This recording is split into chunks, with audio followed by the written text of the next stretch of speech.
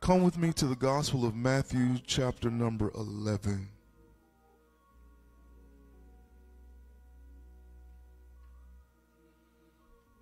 I'm continuing this sermon series on the power of being with Jesus. And I want to share with you from Matthew 11 today, verses 28 through 30. This is so familiar, you already know it. I just want you to let me share a few thoughts with you from it. I'm preaching it from the New American Standard Version of the text. Come to me, all who are weary and heavy laden. I will give you rest. Take my yoke upon you and learn from me. For I am gentle and humble in heart, and you will find rest for your souls. For my yoke is easy and my burden is light. You can be seated. Come unto me, all you who are labored and heavy laden, and I will give you rest. Take my yoke upon you and learn of me. For I am meek and lowly in heart, and you will find rest for your souls. For my yoke is easy and my burden is light. I'm continuing the series again, the power of being with Jesus. I want to label this sermon, Come and Learn. Come and learn. And I'll be honest with you that for a while in the study, this sermon was entitled Yoked. Yoked. You'll understand when I get there. This passage, Matthew 11, verse 28 through 30, is unique because it's only found in the Gospel of Matthew. Not only is it only found in the Gospel of Matthew, when many read these words, they hear a call to salvation. But if you really study the text out, if you was to really study this critically, you'll come to say that it's not a call to salvation as much as it is a call to discipleship. A call to discipleship. Now, when we were together on the first Sunday, we discussed what Mark's call to discipleship is. It's over there in Mark chapter 3, verse 14 and 15. It says that when Jesus appointed the 12 to be apostles, he appointed them, number one, so that they would be with him. So that they would be with him, and so that he could send them out to preach, and he gave them authority to cast out demons. So Mark says that to be a disciple of Jesus means two things. Number one, to be with Jesus, and number two, to do for Jesus. Amen. It means first being with Jesus and then doing for Jesus. Can I nitpick in the text for a minute? Pay attention to that one more time. Show the verse from Mark chapter number 3 one more time. And he appointed the 12 so that they would be with him, and so that he could send them out. Would indicates certainty. Could indicates possibility. It is a certainty that you got to spend some time with it. It's a possibility that he may send you out, but even if he doesn't send you out, you still need to be with it. I'm going to preach to the virtual sanctuary because they won't say amen in the local sanctuary. I say it's a certainty that you need to spend some time with him, even if he doesn't send you out, even if you don't get to sing your song, even if you don't read the scriptures, say the prayer, cook the cake, fry the chicken, get your name called, you still need to spend some time. And I wonder with this church we got today, I really wonder if you stay with him if he didn't use you. I wonder if you stay with him, if you still come, if you still be committed to him, if you weren't guaranteed a platform, a stage, an opportunity. He says that the certainty is on your being with me. The possibility is on my sending you to work. Mark says that being a disciple, the call to discipleship in Mark is all about being with Jesus and doing for Jesus. But then when you get to the Gospel of Matthew, you start hearing Jesus call the disciples, and he calls them with this phrase, follow me. He finds Andrew and Peter in their boats, and he says to them, follow me, and I will make you a fisher of men. You find him going to Matthew's tax collector's booth, and he says to Matthew, follow me. He has all of the disciples there, and he says that if any man will follow me, he must first deny himself and take up his cross and follow me. It's a call to follow. The call to discipleship in Matthew is a call to follow. Now the Greek word okulotheo, if we were in Bible study, I'll spell it for you, shows up 4 out of the 5 times that Jesus says follow me in the Gospel of Matthew, and it literally means that you got to get in line behind somebody. To move behind someone, but here's the thing, you got to be facing in the same direction. It doesn't pay to be in line if you're facing opposite directions. He says, move in line behind me, facing the same direction, and you accompany me while I'm taking lead. You go with me. You go with me. You get behind me. You go with me. And here's the next thing. He says, and your behavior has to be in accordance with mine, or it has to be in agreement with mine. So in essence, Jesus says, if you're going to be a disciple, he says, get behind me, go where I go, and do what I do. That's all discipleship is. Getting behind Jesus and going wherever he goes and doing whatever he does. If you want to know how to live this life for Jesus, he says, get behind me and go where I go and do what I do. My question is, would you go where Jesus goes? Because Jesus went to Samaria and sat at the well to talk to a woman that didn't nobody else want to talk to. Would you go where Jesus goes? Because Jesus goes to house parties with publicans and sinners. Would you go where Jesus goes? Would you do what Jesus does? Love those that hate you. Oh, I can't get no help today. I don't understand. I said, would you love those that don't love you? Would you still do good to those who turn their backs on you and say Hosanna on Sunday and then say crucify him on Friday? Discipleship says that I get behind him and I go wherever he goes and I do whatever he does. I'm a nitpick again. It's the syntax of the text. Syntax of this word, every time you find it, it has the same syntax. Same syntax. It's a second person verb, which means he's talking to you. It's an imperative, which means he's telling you what to do.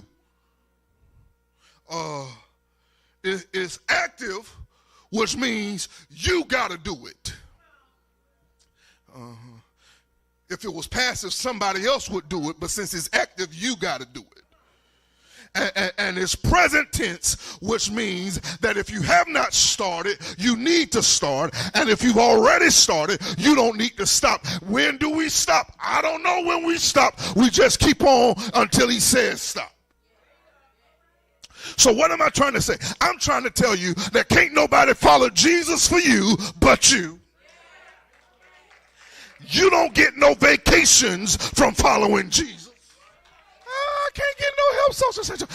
I say you don't get vacations from following Jesus. It's not a suggestion, it's a command.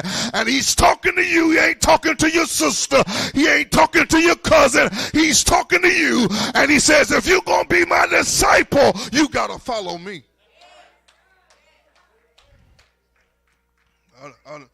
I'm trying my best. They just don't like it. Matthew. I'm at the text now. I'm at the text. Matthew 11, 28 through 30, designed to do two things. Number one, Jesus wants to extend his call to discipleship a second time, but he wants to do it for everyone. See, before it was just to the 12, and then it was just to the 70, but now it's to everybody. That's number one. And two, he wants to expand the language. He wants to expand the language on what it means to be a disciple, because you got to understand what it means to follow me. Now, if we were to follow the text a little further, you get to Matthew 16:24. He's going to use the language of sacrifice to describe discipleship. But in this text, he uses the framework of study to describe discipleship. And he's going to give us two admonitions. It's the two words of the title. He says, come to me, learn from me. Come to me, learn from me. This is the whole text. Come to me, learn from me. Here's the summary of the sentence. Here's the summary of the sentence. Jesus does not expect us to live this life on our own. He wants to do it with us. Come at it again. If you get this one line, you get the whole sermon. Jesus does not want you to live this Christian life on your own, in your own strength, in your own power. He wants to do this thing with you. Let me show you how. Come unto me, all who are weary, heavy laden, I'll give you rest. What makes the come to me so interesting is not the word come. What makes this so interesting is who he tells to come. Come to me, everybody, but we're going to put some qualifiers on this all. We're not just going to say all, but we're going to put some qualifiers on all, and we're going to say all who are weary and all who are heavy laden. Weary, Greek word kopio, means to exert oneself physically, means to exert oneself mentally, means to exert oneself spiritually, inferred emotionally, until you get fatigued, until you get discouraged. The idea here is that you have done so much till you're exhausted because you're stressed out. You've been straining trying to do this that you worked yourself into the ground. I'm going to come back to it. Weary, you're fatigued and tired and discouraged because you've overworked. Then heavy laden, foritzo, means to carry a burden. It's the word when you put a cargo onto a ship. cargo onto a camel or a donkey to carry, or even when you put a load on your own back, it means to carry. But here's the problem with this word heavy laden. You can't be heavy laden on your own. Somebody else has to put the burden on you. He says, I'm extending an invitation to come to me, but the qualifier for you to come is that you have to have been working hard to do something, and it's worn you out. You're weary, you're tired, you're fatigued, you're exhausted, you're discouraged because somebody has put something on you that you can't carry on your own. I'm trying my best.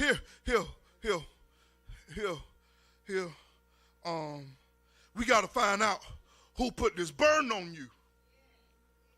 What burden is he talking about, Pastor? Jesus is going to explain it in Matthew 23, verse 1 through 4. He says to the crowds, the scribes and the Pharisees have seated themselves in the chair of Moses. Therefore, all that they tell you, do and observe, but they don't do it themselves. For they say things and they don't do them. And they tie heavy burdens and lay them on men's shoulders, but they themselves are unwilling to move them with so much as their finger. Here's what Jesus is saying. The weary and heavy laden in this text are the people who've been trying to have a relationship with God, but the people at the church have been telling them, do this and do that, and you got to do this, and you got to do that, and you got to do this, and you got to do that, and you got to do this, and you got to do that, and it's wearing the people out, and they can't get a relationship with God because they're discouraged from all these rules, all these regulations, all these rituals, all these ceremonial washings and drinkings. All right. I'm gonna come a little closer. Go with me over into the next chapter, chapter 12, and you're going to see Jesus and his disciples are walking through the fields on the Sabbath day, and they let their hand go through the wheat and grab up some kernels of the wheat, and they start eating it. Now, I'm trying to figure out, how did the Pharisees and scribes watch Jesus and the disciples walk through a field and eat? You mad with people because they're eating on the Sabbath? Keep going in the same text, Matthew chapter 12, and Jesus gets to church, and there's a man with a withered hand, and Jesus says to the man, stretch out your hand, and the Lord heals the man. And the Pharisees and the scribes are angry because a man got healed on the Sabbath. Here's my problem. You're mad because the Lord is blessing somebody at the wrong. When is the wrong time to get blessed? When is the wrong time to get your healing? When is the wrong time to be snatched out of what you're going through? Jesus is looking at the disciples and he said, you're weary and you're heavy laden because these people have put expectations on you. And here's the bigger problem that they don't even live up to. I'm so tired of hypocrites in church. I can't stay there, but I got to say it just so I can say it. I'm so tired of hypocrites in church. You want to stand that girl up because she got pregnant and forget that you ain't married and got 6 children of your own. I mean, come on, let's talk about it. You mad with that boy because he's sagging his pants, but you got lick on your breath? Come on, you mad with somebody because they stood up at the wrong time in the service and you forgot that you was on the phone on the way to church talking about somebody?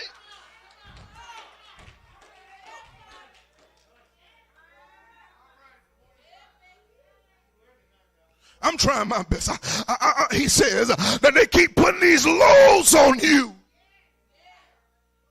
that they won't even carry themselves. He says, but if you come to me, this is what I'm going to do. I'm going to give you rest. You cannot get to God through rules. You get to God through relationship. So come to me, have relationship with me, and I'll help you get to God. I'll give you rest.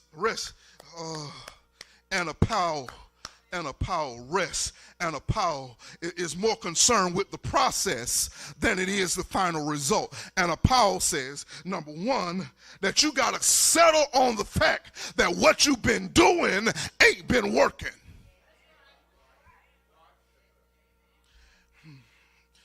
What I've been doing hasn't been working. And once I discover that what I've been doing hasn't been working, the next thing I got to do is stop doing what ain't been working. Ooh, I want to pull over right there so bad.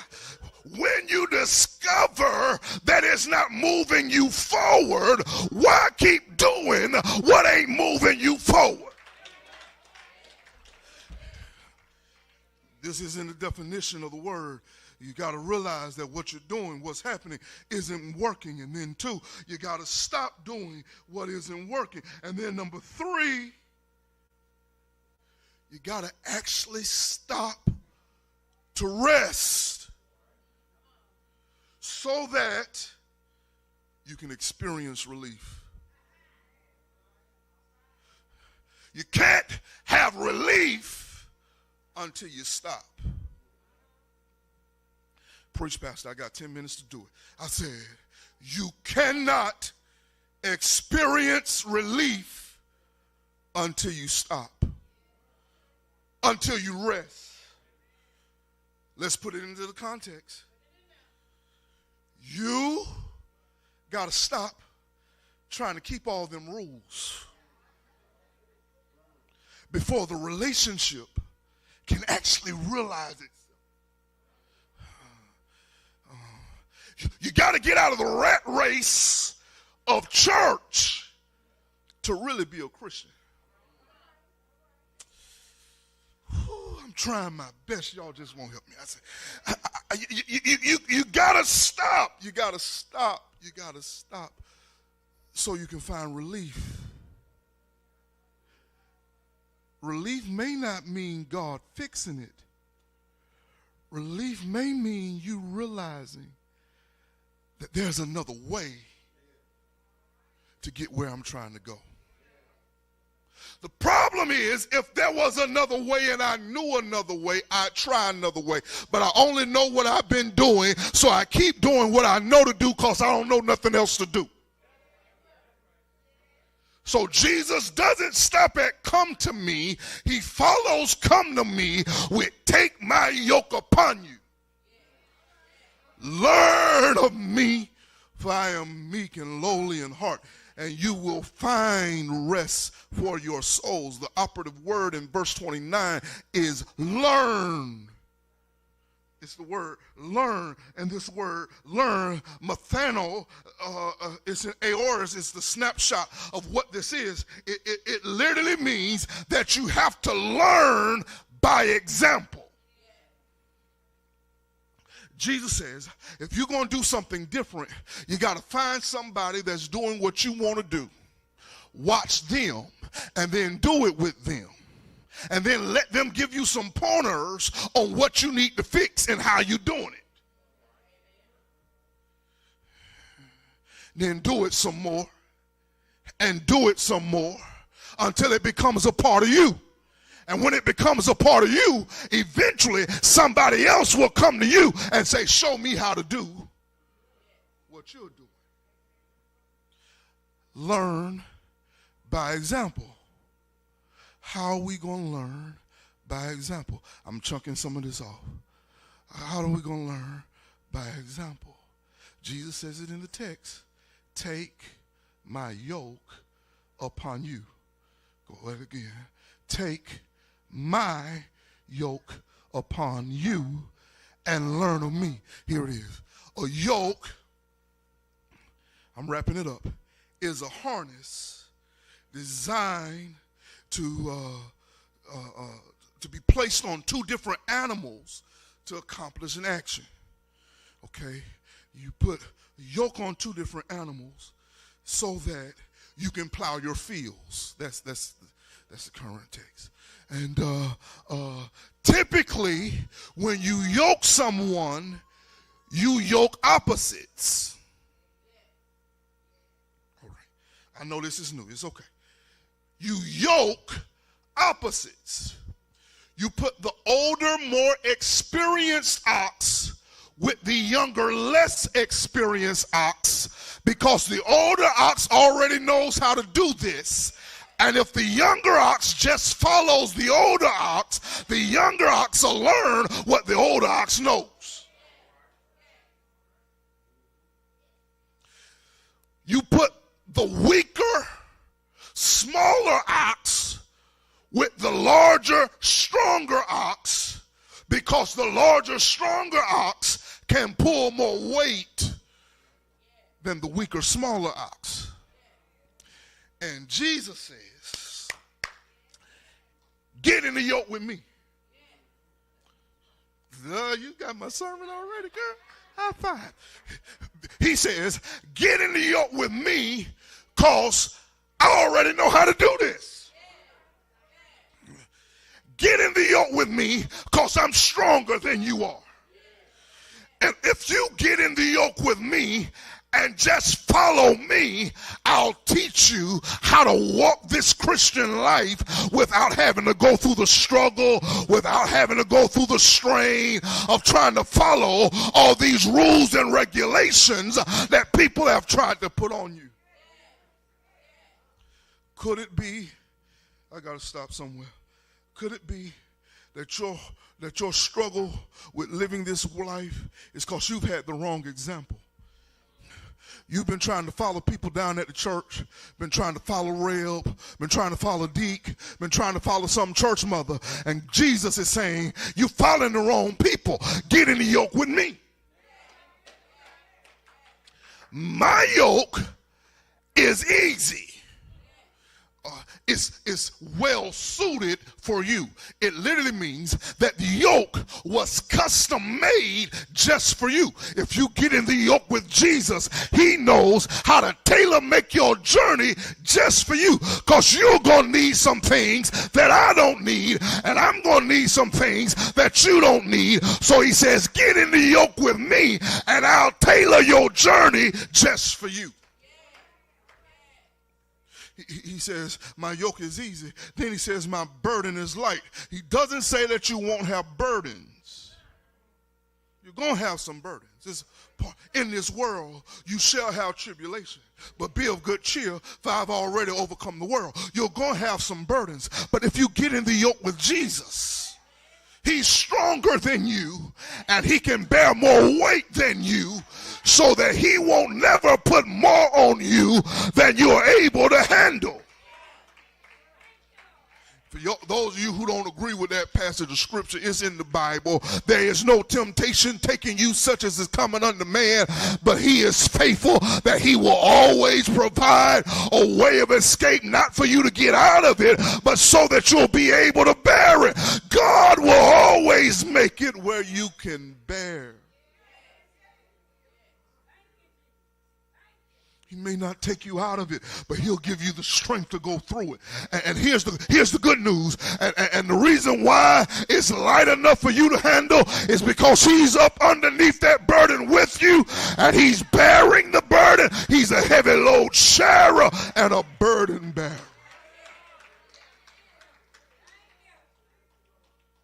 I got 2 minutes to wrap this up. I'll preach hard in April for Easter. I'll preach hard for Easter. I'm interested in this last phrase. There's one last phrase I need to deal with in the text. In verse 28, he said, I will give you rest. But in verse 29, he said, you will find rest. I'm interested in why verse 28 is, I will give you rest. And verse 29 is, you will find rest. Word rest is same word in 28 and 29. So then we got to look at you will find in order to understand the difference. This word you will find is eurisko in the Greek, and it literally means that you begin to experience something, or you're brought into an experience. I'm finna say something. He gave it to you in verse 28, but it's possible for you not to experience what he's already given you. Oh, this needs to be a sermon unto itself. God can have already given you a blessing and you not experience the blessing because you're out of position. Now, I need to tell somebody that God has already blessed you with every spiritual blessing in heavenly place. It's already yours. The problem is you're not experiencing what he's given you because you're not. Let me bring it to the text. You're not experiencing the blessing that he's already provided in verse 28 because you never got in the yoke with Jesus, so you'll never find the rest that he gave you in verse 28 because you never got in the yoke. Could it be, you can play softly, I'm done. Could it be that you're missing blessings because you're still out of the yoke? You're still weary. You're still heavy laden because you never got in the yoke. And he said, I'll give you rest, but you got to get in the yoke. That's why I wanted to call it yoke. Because the rest that he promises in verse 28, the rest that he promises in verse 29 is only guaranteed to the one that gets in the yoke. You stop struggling with the rules of religion when you get in the yoke. You learn how to rest when you get in the yoke. You experience the relief of not bearing an ill-suited journey because you got in the yoke. You learn the relief of not having to wear somebody else's rules because you got in the yoke. Missing the rest that's promised because you have not gotten and take my yoke upon you. Learn of me, for I am weak, meek, lowly in heart. That's when you'll experience the rest for your soul.